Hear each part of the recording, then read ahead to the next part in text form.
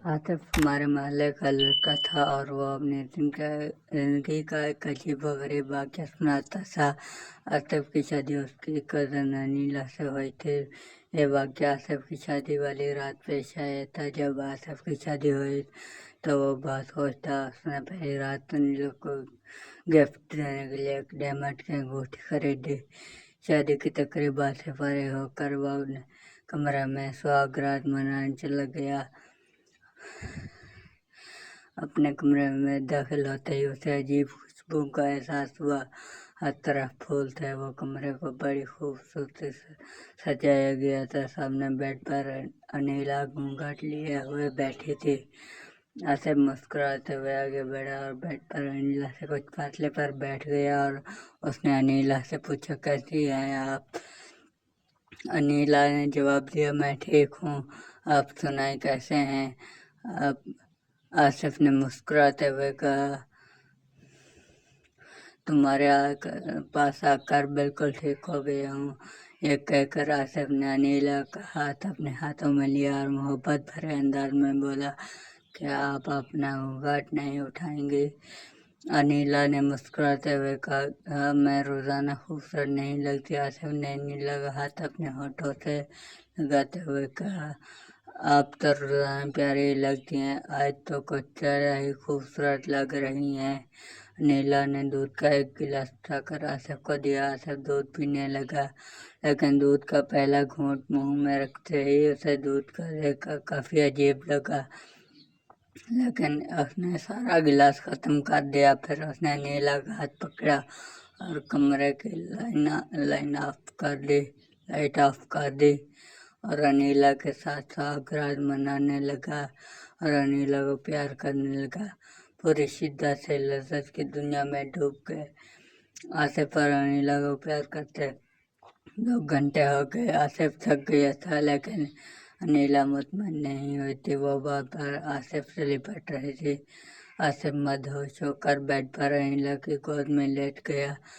तकरीबन 2 घंटे बाद दरवाजे पर दस्तक हुई। अनीला इस वक्त सो चुकी थी। आसिफ ने जल्द ही उठकर कपड़े पहने और सोचने लगा, इतनी रात को दरवाजे पे कौन हो सकता है। इसने जाकर दरवाज़ा खोला। सामने आसिफ की 2 बहनें खड़ी थी। आसिफ अपनी दोनों बहनों को रात के इस वक्त दरवाजे पर देखकर हैरान हुआ।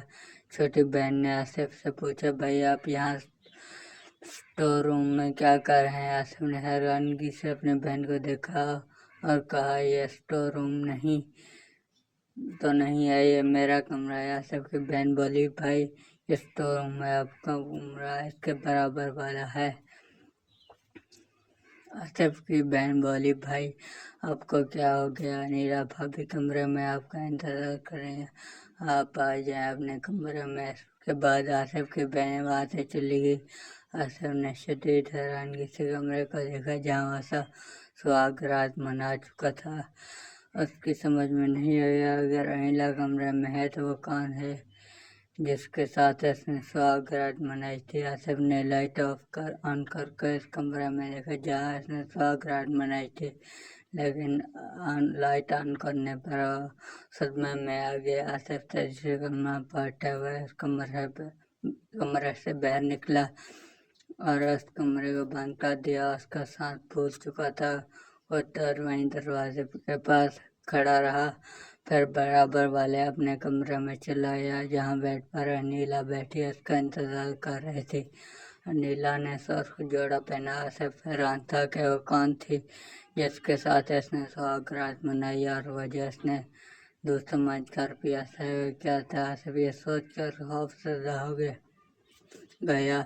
वो बेजान कदमों के साथ चलता हुआ नीला के पास आया।